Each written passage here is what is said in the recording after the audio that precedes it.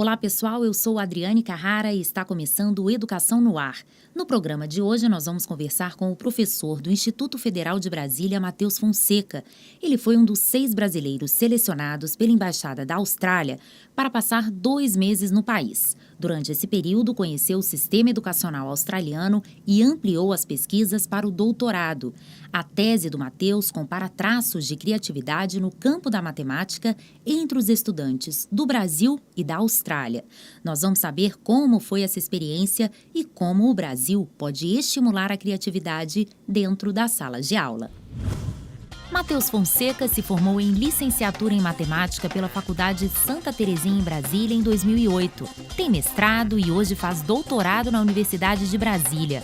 Atualmente é professor do Instituto Federal de Brasília no campus de Ceilândia. Trabalha principalmente para promover a criatividade em matemática, resolução de problemas e aprendizagem. Matheus, primeiro, seja bem-vindo ao Educação no Ar. Eu queria saber como é que foi essa seleção para o estágio de pesquisa para o seu doutorado na Austrália e como foi essa experiência. No final do ano passado, no segundo semestre, a Embaixada da Austrália publicou um edital oferecendo 5 vagas para doutorandos em qualquer área de conhecimento, entre o primeiro e o terceiro ano, para que pudesse ir até a Austrália e complementar seus estudos, né? Verificar o que pudesse fazer em conjunto que aprimorasse as pesquisas. Fui contemplado, né, como uma das vagas.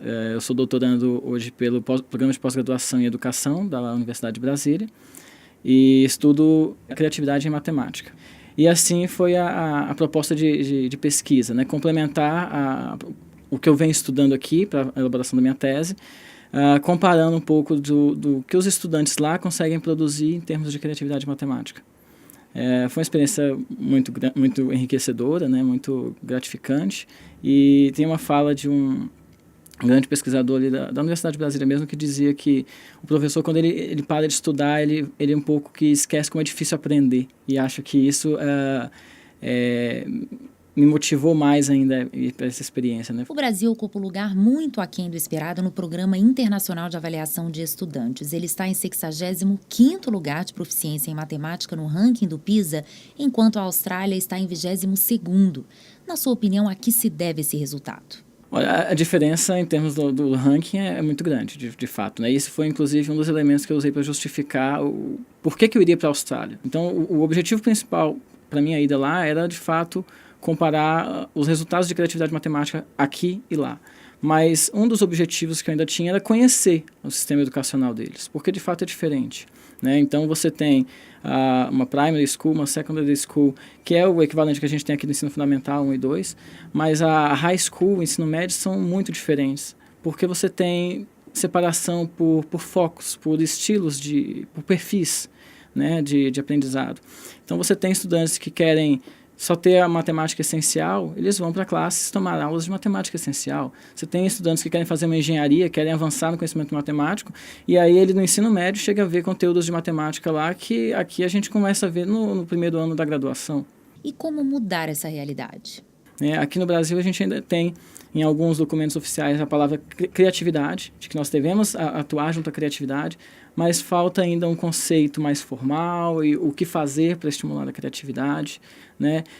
Eu acho que aumentar as pesquisas em criatividade em matemática, por exemplo, falar da minha área, né, já é um caminho para que a gente possa, de repente, auxiliar que os estudantes comecem a ser estimulados a pensar, a tomar decisões, a refletir sobre os problemas de diferentes aspectos, não sempre do mesmo jeito, tentando lembrar o que o professor fez no quadro, né, uma coisa assim. A Olimpíada Brasileira de Matemática sempre revela talentos. Você acredita que esse pode ser um atrativo para estimular o estudo da matéria? Eu acho que é muito válido porque você vê todos os estudantes envolvidos na Olimpíada, em geral, eles têm um estímulo maior à matemática, eles gostam de matemática, eles procuram estudar no contraturno. De fato, eu acho que isso contribui bastante para que os estudantes se sintam motivados a estudar matemática.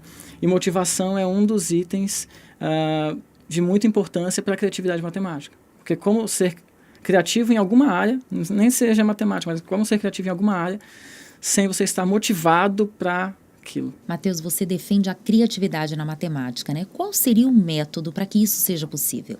Não há uma regra específica. Mas, de fato, dá liberdade de pensamento, permitir que os estudantes proponham suas soluções, o trabalho colaborativo, né? Esses são elementos de importância para estimular a criatividade matemática. A questão é que isso demanda tempo, né? E, ao mesmo tempo que a gente sabe que tem que dar tempo para o estudante produzir a sua solução e atuar como um matemático profissional, guardadas as devidas proporções, mas com um matemático que vai investigar aquele problema, que vai elaborar sua hipótese, vai testar para ver se aquilo está adequado ou não.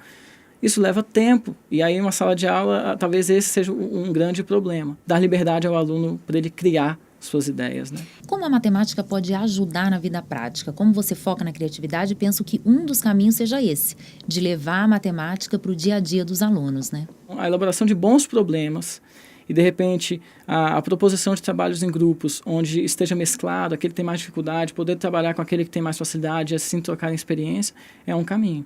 Né? Acho que a Austrália, por exemplo, ela tem se diferenciado, um dos aspectos para mim seja isso. Eles, de fato, têm separados por perfis, no sentido de que, olha, não está nos meus planos ir para uma engenharia ou ir para um curso de TI, ou ir para um curso de exatas, eu quero um outro curso de humanidades ou de ciências sociais. A matemática está no dia a dia, isso é fato. Agora, o quanto que nós devemos aprender essa matemática para o dia a dia, que aqui ainda é um pouco complicado nesse aspecto. Agora, o professor tem que tentar lidar com isso, né? E aos poucos a gente tem que tentar mesclar os objetivos de um vestibular, de um PAS, de um Enem, com também pensar que o estudante que está ali ele tem que ser formado também para a vida. O uso da tecnologia na disciplina é essencial ou o formato professor e aluno é suficiente para o desenvolvimento do pensamento matemático, né? E você poderia citar um exemplo bem sucedido dessa tecnologia na sala de aula? Eu gosto da interação da tecnologia, as softwares de geometria, né? Você tem muito aplicativo hoje online. Além disso, não precisa nem ser software matemático ou aplicativo matemático. O YouTube já ajuda tanto. Sabe, assim, você fala, o professor e o aluno consegue desenvolver o ensino da matemática? Acredito que sim, porque já se estudou tanto matemática sem o aparato tecnológico, mas hoje com o aparato tecnológico você tem uma facilidade. E se você tem condição de usar isso na escola, se você tem condição de que os alunos tenham acesso a isso, facilita tanto e o coloca com o ensino para o dia a dia. Por que ensinar matemática fora das tecnologias? Você pode ensinar matemática fora das tecnologias? Acho que pode, mas oferecer um ensino de matemática junto com as tecnologias, você potencializa isso, você ainda coloca a matemática mais próxima do que o século de hoje está nos pedindo. Matheus, e quais ganhos ou características possui o aluno que absorve e desenvolve bem os conhecimentos em matemática? Eu acho que quando você está diante de um problema e para pensar sobre as variáveis, sobre os caminhos que você tem, sobre as vias que você pode tomar para resolver, você está, na verdade, trabalhando com uma estratégia de resolução de problema, que é próprio da matemática, que é o que o matemático faz todo dia quando quer resolver um problema. Então, acho que isso é essencial. O estudante hoje, formando na escola básica, tendo a capacidade de resolver problemas, é um estudante que já possui uma criticidade, uma criatividade e, claro, com elementos matemáticos para que ele também possa ter a ferramenta, né, não só saiba identificar a estratégia, mas tem a ferramenta também para poder utilizar quando ele adota uma estratégia específica. Né? Para finalizar, Matheus, na sua opinião, quais os principais desafios do Brasil para aprimorar o ensino da matemática em salas de aula? Eu acho que uma coisa que o Brasil já tem feito de uns anos para cá e que é muito válido, o campo de educação matemática ele tem se fortalecido. Eu acho que essa multiplicação de experiências, seja lá fora, ou seja em cursos aqui de pós-graduação, de extensão, para outros professores, é o caminho que a gente pode ter para que haja aos poucos uma mudança da prática pedagógica em sala de aula. À medida que você tem professores indo para outras instituições, ou tendo acesso a outros campos de estudo, e eles se possam multiplicar aqui para outros professores, eu acho que é o caminho mais, talvez mais rápido para a gente poder ir multiplicando e aos poucos já ir alterando a realidade da sala de aula. Hoje nós conversamos com o professor de matemática Matheus Fonseca, que defende a criatividade nas salas de aula. Para saber mais sobre as nossas ações, acesse o site e as redes sociais do MEC. Até a próxima!